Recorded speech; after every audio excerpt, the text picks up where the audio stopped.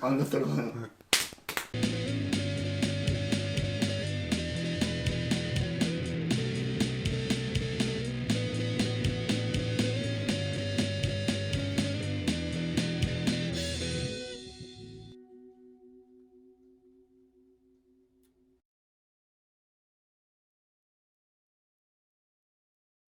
I'm Oliver-Reey. And I'm Nino. And yes, we're brothers. Yes, we are. Can you tell who's the oldest? No?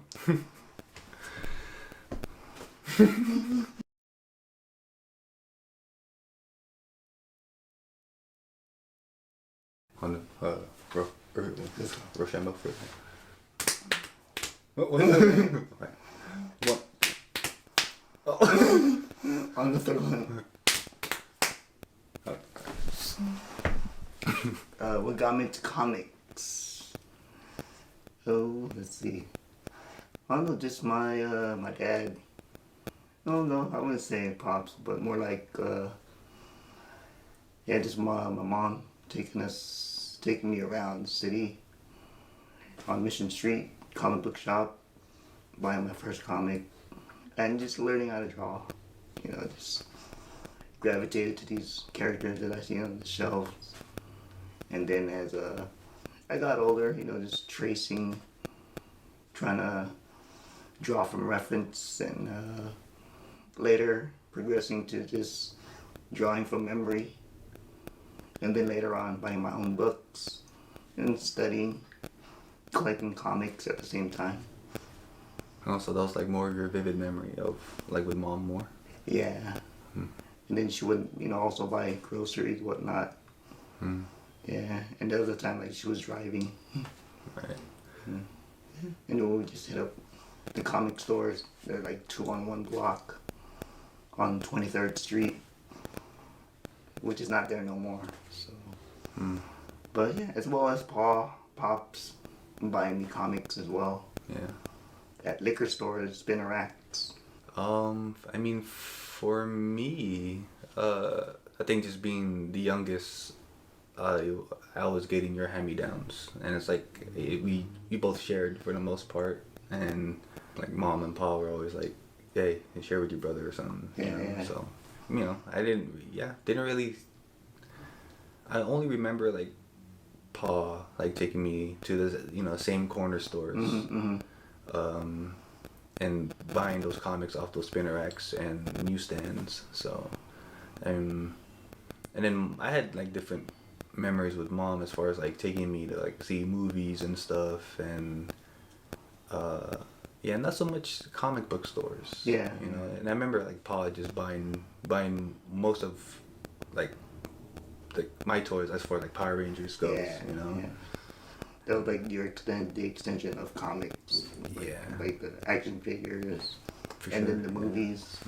Yeah, for sure. And then our cousins having their collections and then seeing what they had, just really, we caught the bug early.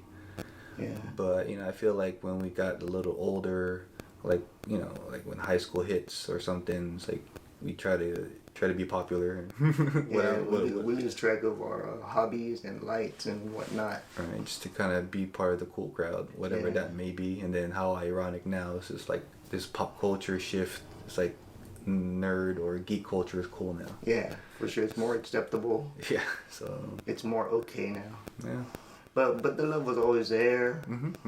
Let's see. It's like now we got older, got jobs, able to buy what we want, go into more research of who's who in the creative field of these comics, and just buying more of those collaborators and just appreciating the art more.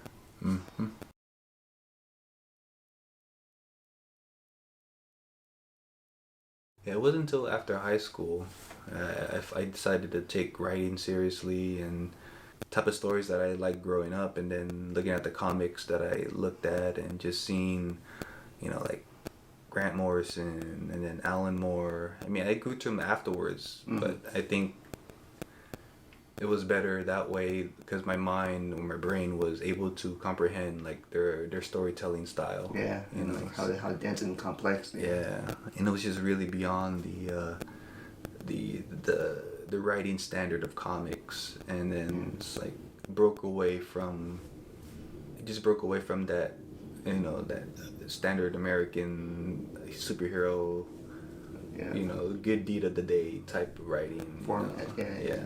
So, you know, just seeing their style just really, you know, made me want to write. I mean, not like them, but just kind of go outside the box, and just the way their thought process and how characterization really can be broken down, and just how it can be really done properly. Yeah. And like Anna Senti being one of those writers too, because she was in those X-Men classics that you were collecting, Oh, yeah, right? yeah. And then just seeing her style, and like it totally makes sense with like Grant Morrison and Alan Moore, like those guys, just because of how outside the box she went. And just rereading those stories is just, and just you understand the characters more. Yeah, and you get to appreciate them as a character, and like why we like them. You know, it's like oh, it's cool. Like we can relate to the X-Men, or we can relate to Daredevil. Yeah, you know, for sure. not necessarily having their powers, but just their Human aspect. Yeah, The human nature of the character. Yeah, and like as far as art, I mean, I think just growing up in the '90s, of, you know, just seeing that cool, you know, Image guys, and just seeing that type of style where everything was edgy, and it just had that anime cartoony style, and that evolution of comics. You know, I guess you can say, like, you know, just Jim Lee being at number one. Yeah, you know, just because of how popular he was.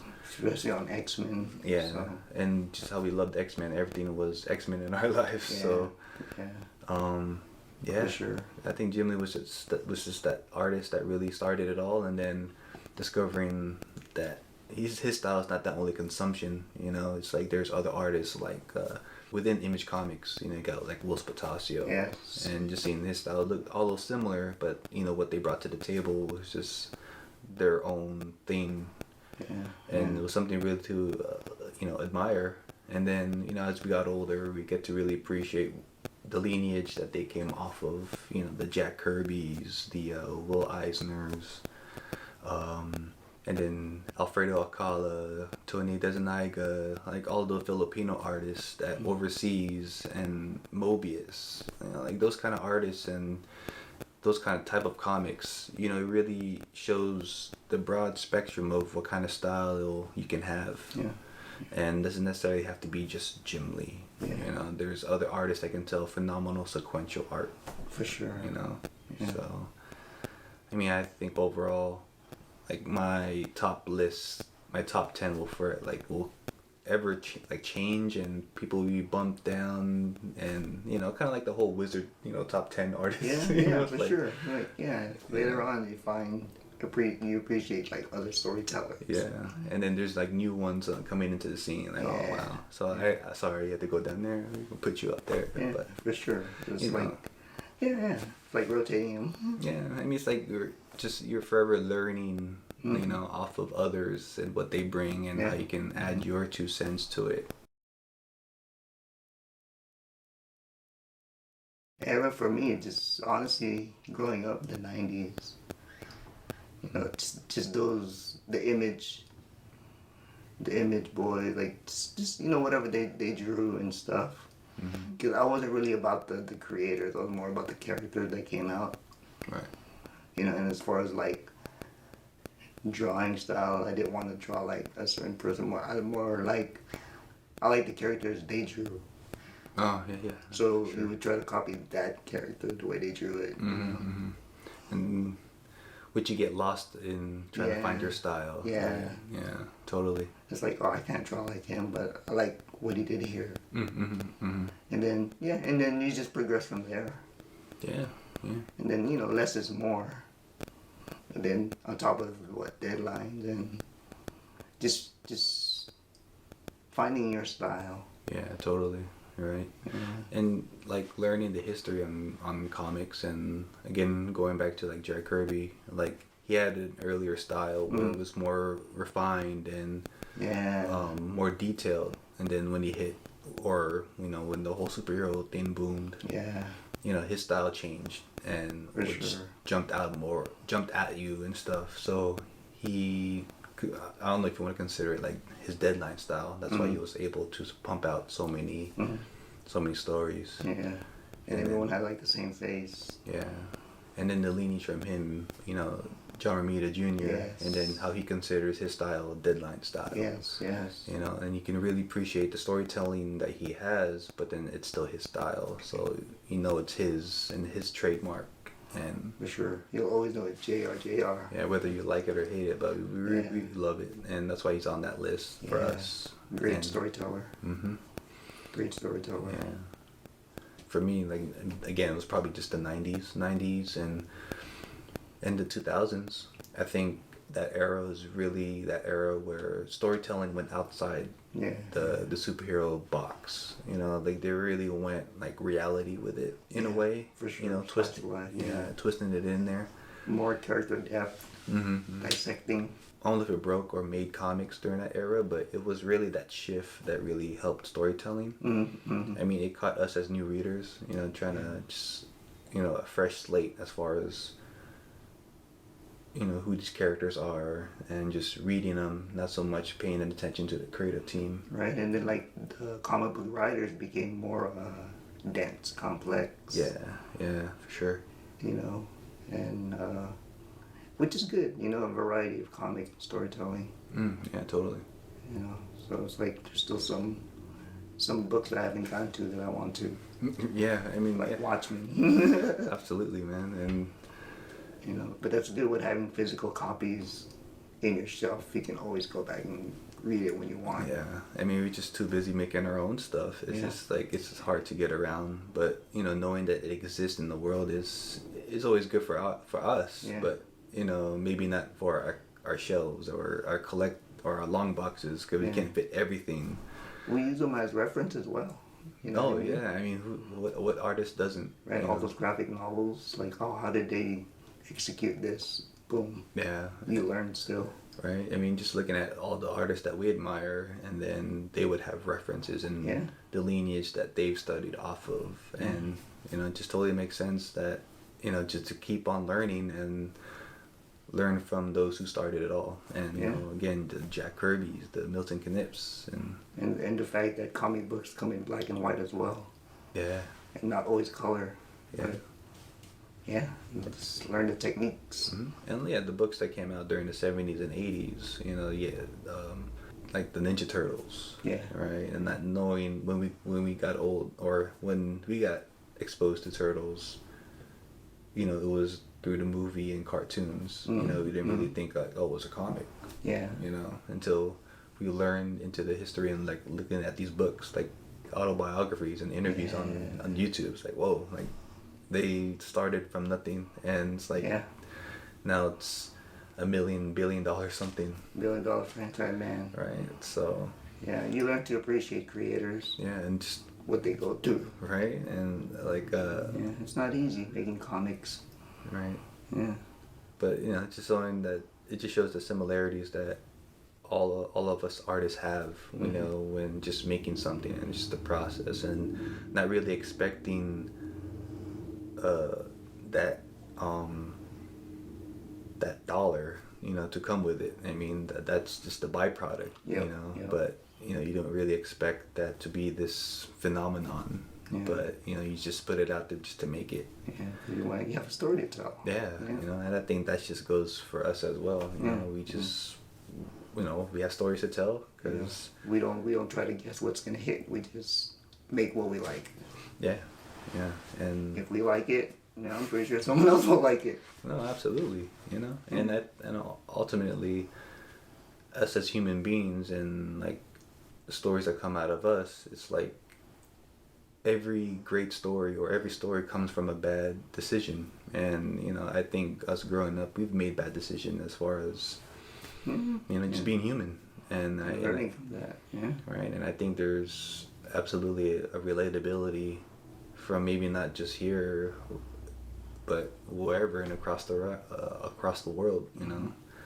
Yeah, I think it's just we're all humans, and just like you just have something to express, and if we're wrong, then all artists are wrong. But you know, what's the point of self-expression? You know, if we're limited to a certain standard. So, I mean, all artists, artists or not, everyone's gonna be criticized. yeah. It don't matter. If you're artist or not, whatever. Totally. You're gonna be criticized, so do what you love. Yeah, for sure. You know? Tell whatever story you want. Yeah.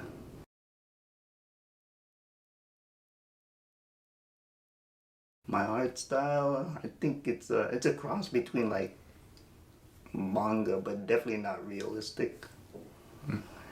I just want to be able to tell a story. Okay, yeah, definitely. Right? And then like just the faces that I draw that comes out is just, I don't know, it looks cartoony.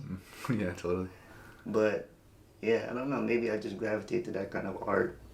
You know, like semi-graffiti, I wouldn't say graffiti art, but more animation art. Yeah, no, it's totally. If it makes sense, like Boondocks or like Todd Knock.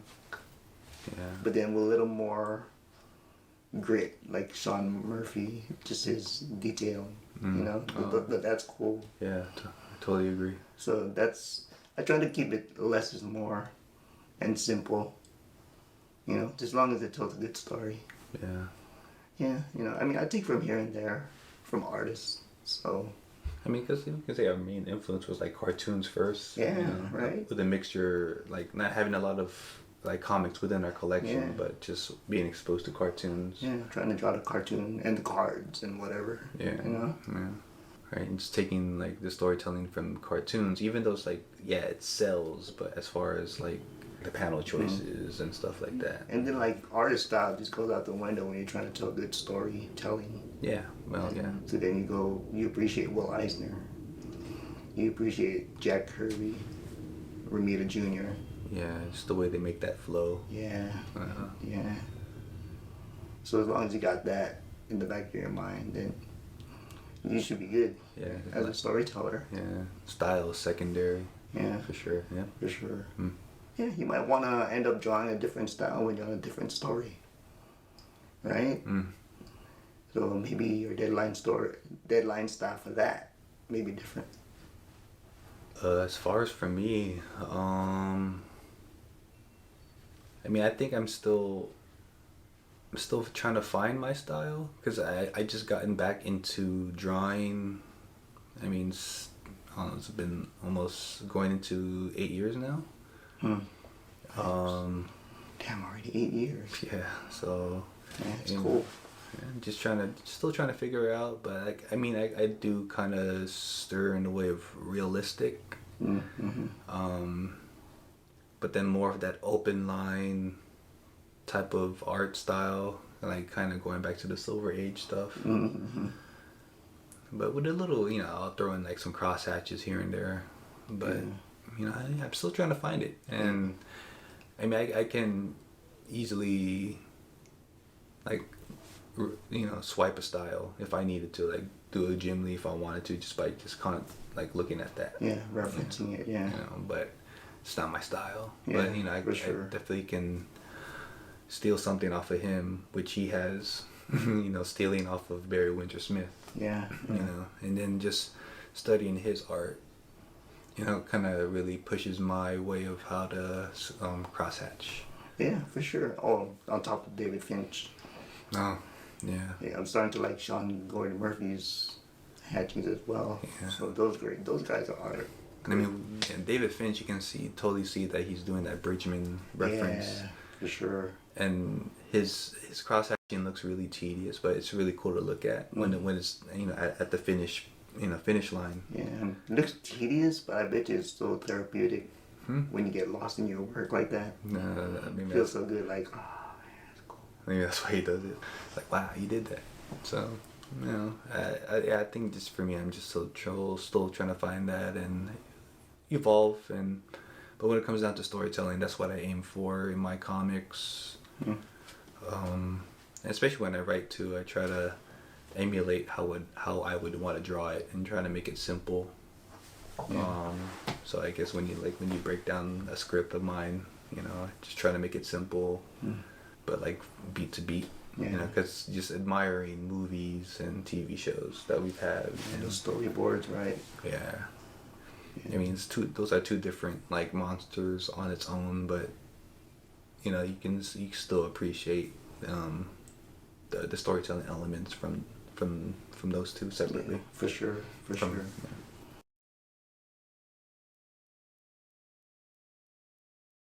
Well, since I've been drawing comics now, laying out thumbnails, yeah, the paneling, the layouts, it really helps tell the story faster.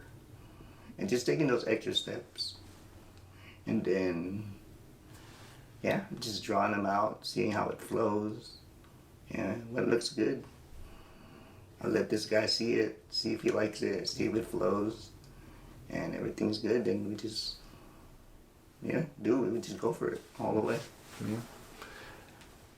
Yeah, and then that's where you just put in the extra detail the way you do. Yeah. So. And then, I'll still change things in the process of drawing that page. Because something will just pop up like, oh, okay, it looks better like this. Yeah. So, the layout is just a basis. Yeah. And like some of your choices like really work out better than what I've written. Yeah. Or what I wrote down, and it's like your storytelling makes my writing look good. So it's like just because your panel choices and your directions, and it's like Sometimes you say my layouts look like finished paper. But no, it's just the layouts. But then if I don't like one panel, I'll redraw that panel. yeah. And it's just the thumbnail, just so the flow looks better. Right. But first script I got, I would just draw it page by page without a layout, which took longer. But then now I laid it out and then broke it down into like pages of 10 or 5, however. Like the focus is more defined. Like I'm able to do the work faster. Oh, okay. Instead of doing page by page, trying to guess. So I read the whole script, panel it out each page, and then lay it out. So when it's done, then I just follow this and just draw all that. So it just has that continuous flow. Yeah. That's cool. Yeah. Kind of like took from Frank Quietly. He reads the script over and over, lays out the pages, and then he draws off the layouts instead of page by page, which takes longer. Yeah. It may not flow as well either. And man, honestly, those first rough drafts of The Absent, I'm pretty sure there were, I mean, just as brutal for you than it was for me, because we were both young, still learning, young artists, creators trying to make that happen. But overall, it's like through all the rough drafts and trial and errors, like it just really worked out. So I think for me as a writer, when I'm breaking down a script, I work on dialogue first, trying to make that flow. Because if whoever's reading it, I wanted to make it realistic as possible and just enjoyable all in all. And then I worry about the scene, and then and I even have to go through the rewriting process as far as what they say, because maybe how things would sound if I cut out the dialogue shorter, or have the character not say anything at all, or you just, when you go back to like when I write the dialogue for our comics, and it's just like rereading the script, I'm like, nah, maybe it can totally sounds different if this character said something or didn't say nothing at all. I think I definitely found my style of writing to be simpler, at least for me, and how I want to break down a story. But I focus now on like how to make readers care about character, or the characters I'm going to write, and trying to make them realistic and relatable as possible, and like not so much like, I mean, well, without trying to be too cliche, because you know when you've read and watched so much, and you do see that cliche use of characterization, and it's like, and then going back to like Grant Morrison and Alan Moore and how they would break out of that box and just, you know, express or have pushed the boundaries of the character and like, you know, give me more. You know? So, you know, it's kind of like, that's almost like theater, right? Like, you know, improving a little bit. Yeah, you know? yeah, for sure. But have the improv make sense, not just for the sake of just babbling. Yeah. Make it try and flow. Yeah. Yeah.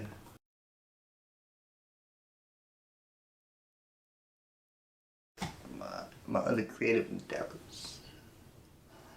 I like to make music. Well, let's see. Well, when I was like 6 or 7, I always wanted a guitar. but of course you don't have money, and your parents don't think that you'll play the guitar, right? Because Mom and Pop never like really thought about getting you one sooner. no, like the music store at the mall, Ceremony. I seen the green one, Fender. Right. And like, ooh, that's cool. I always pointed to it, but I never asked to get one. I always said I wanted one, but they never thought of buying me one. Yeah, I mean, I always liked, you know, guitar. Like, you know, just the music. And then as I got older, learned how to make beats. Like rap, hip-hop beats. Learning how to rap like Bone Thugs and Harmony. Boom. Right? Just making those kind of beats, and then making, of course, the Bay Area scene. Yeah. The Bay Area rappers. Just making beats in general. Right. And then just light bulb moment, just, hey, I have a job, I have money, why not buy a guitar? And that was until like early 2004, 05.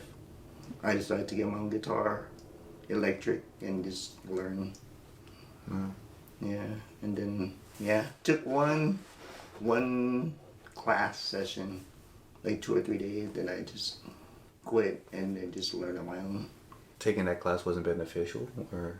It was, but it was only 30 minutes, and then I just dropped out.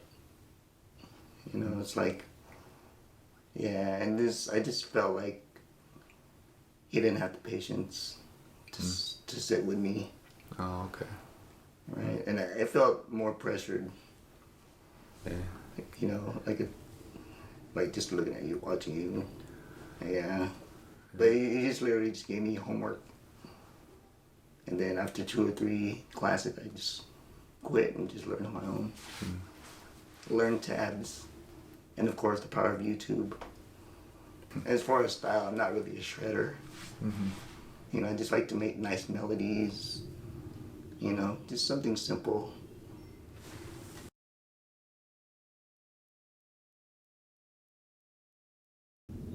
As far as like playing guitar, I mean, I got into My Chemical Romance, you know, Green Day.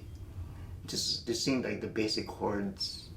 Never really was into like Van Halen and like heavy metal. Till later. But I do like melodies, and you know, I do like Joe Satriani. Yeah, it's cool. You know, Ray Toro. It's like MCR, like collectively has all those genres and eras in their band. That is true. You know what I mean? So it's like you really don't need to listen or follow a lot of bands when you can find all that in 1 or 2. That's true. You know what I mean? And then you got The Cure. It's awesome. You know, it's just, yeah. But I love all bands, all styles. But if you find 1 or 2 that you really like, you really don't have to, you know, widen your palette sometimes when it comes to certain things. Yeah. Because everything just stems from that one already. Yeah, from that one sound. Yeah. I love all kinds, appreciate all styles, as well as jazz and blues. Totally. You know. Yeah, same here. I mean, just off of our parents' love for music. I mean, our mom just having that era of disco, Yeah. right? Yeah. And then Pa having that love for jazz, and then so that mixture, hitting our ears at a young age probably just really sparked something, and then just evolving from from the hip hop to the rock. I mean, we got into rock, while we got back into comics, so like mid 2000s, and that was the era of like you had all these bands coming out, so you had all different kind of sounds. So that was just like a cool era for us, just really sparking something within us as creators. Like me, this is something that we can do, down the road if we just really study up and focus the areas that we want to do. Yeah, it really goes hand in hand with comic books.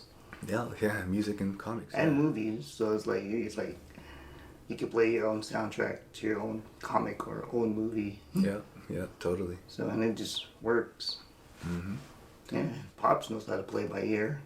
Well, yeah, I mean, maybe that's how we just got that trait from him, because Mom knows how to dance. Yeah. She has a lot of rhythm. Mm-hmm. So him as well. He knows how to tango. He knows how to cha-cha, the ballroom dance. So it's like, it's all there. Yeah, like you can say our parents were really creative themselves, and for them to make money off their creativity, I don't know if they really flaunted it that way, but it just came with that byproduct of creativity. It's like whatever, show off what you have. And then if people like it, they like it, right? They never deprived us of doing what we love and like expressing it as far as art and music, whatnot. Right. I mean, so we always had that support. Yeah, I mean, we had to buy the equipment ourselves. I mean, they had to see if we were serious about it. Like, just like any parent, they would expose us to, whatever sport or, music interests. But it's like if we really like committed and wanted to do it, we'd do it on our own, right? Follow through with it, yeah. So I mean, as far as for myself, like with the bass guitar, I didn't find it till later. I mean, you bought my bass for me. Pawn shop on Mission. Yeah, I mean, we didn't really expect what to do with it, but we have 3 albums. 3 albums, yep. So over like 30 songs ready to go. Right, and it's all just being self-taught and using the power of YouTube, and just buying. And surprisingly, that it still exists, like those DVDs. Yeah. But then, of course, I don't know why. But again, with power of YouTube, you can learn from different various teachers. Yeah. If that DVD did get played out, because honestly, I felt limited with that DVD. Mm-hmm. But then finding great basses like Jocko. Yeah, you get to research all those other basses, other guitarists. Right, and then like Jamie Jameson's being one of them, and just that groove that gets incorporated in, I guess our music. Yeah, comic book artists and musicians are the same. In the aspects of you look at who you like, you study up on who you like, you take from who you like, and you apply that to what you do. Yeah, absolutely. Yep. And in hopes of having your own voice. Yep. So, and it's not ripping either. So, it's more of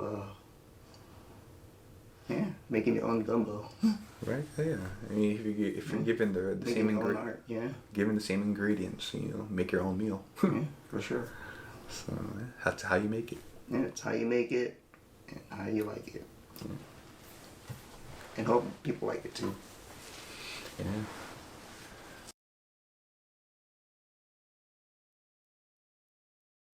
Recording music now is like the access to equipment and home studio.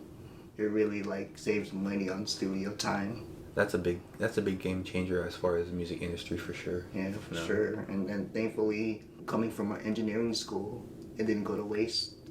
Yeah, well, you still learn something, even though it closed midway almost, and then you're almost done. Almost done. And just shut down on you. Shut down, but I was able to take what I've learned and apply it, and pump out albums from the home. Yeah.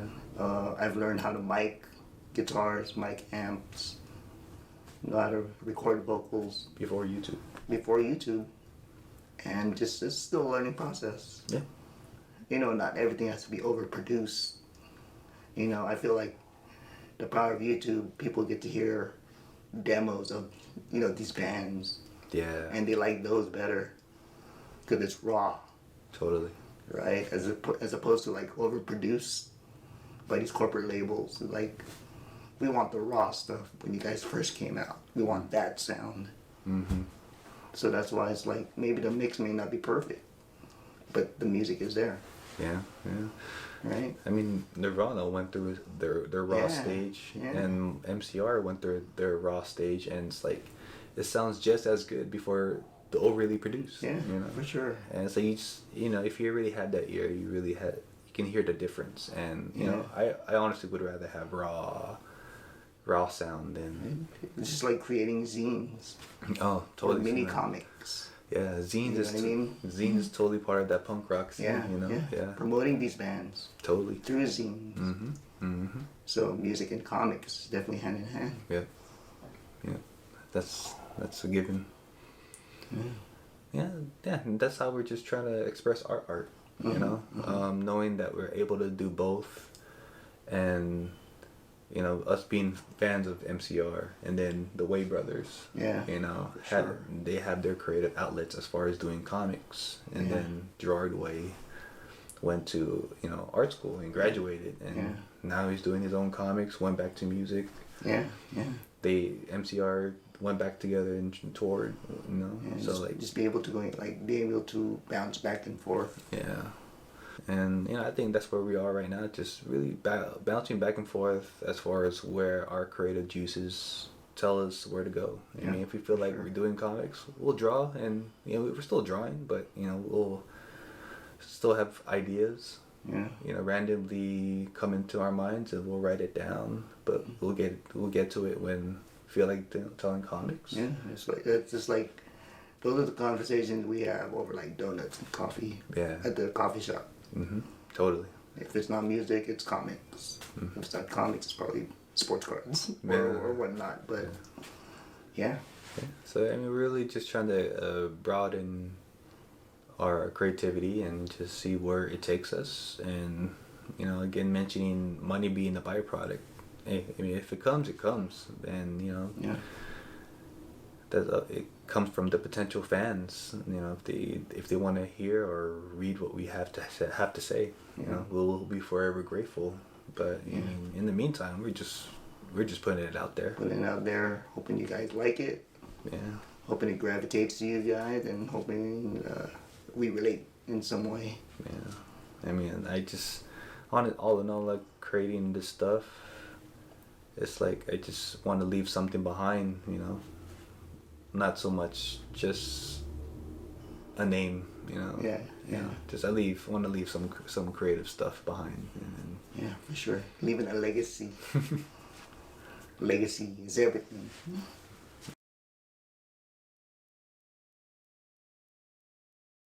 Do what you love what you do, and don't sell yourself short. absolutely. Oh, and everyone is an artist. All right, you guys just gotta be willing to put yourself out there and find who you are. Oh yeah, Yeah. definitely, and Do you? yeah, and for me, it's like I just got re-in-tuned with my why. And I think for every artist, for every creative person out there, as long as you know your why, whatever your creative intuition tells you, I mean, that's it. Yeah. I don't think there's any other way to go about it. It's just, you know, to know your why, and then everything else will fall into place. Mm-hmm. Yeah. You don't have to force it. Just know where you want to go. Yeah, detour is gonna happen, but that's where you need to go. And that's where you need to be, right? Yeah, it's all about the journey. The detour is meant to happen. Yeah. You know, there's no straight path really. And those detours are protecting you. Yep. You know what I mean? Mm-hmm. So it's all about perception, perspective. For sure. Check out our YouTube channel, Creativity Unsheathed. On that channel is all our music, all our videos of anything creative. Yeah, So check that out, guys. definitely. And yeah, we'll be putting up all of our projects and future projects on there. So yeah, be on the lookout. Look, all our social medias are there. And stay creative. Keep creating. Stay independent. Have your own voice. Tell your own awesome stories. Kill the negativity. Spread the love, y'all. Do your best as a human being to stay motivated and keep on going. Yes, sir. Till next time, y'all. Till next time. Peace. Pieces.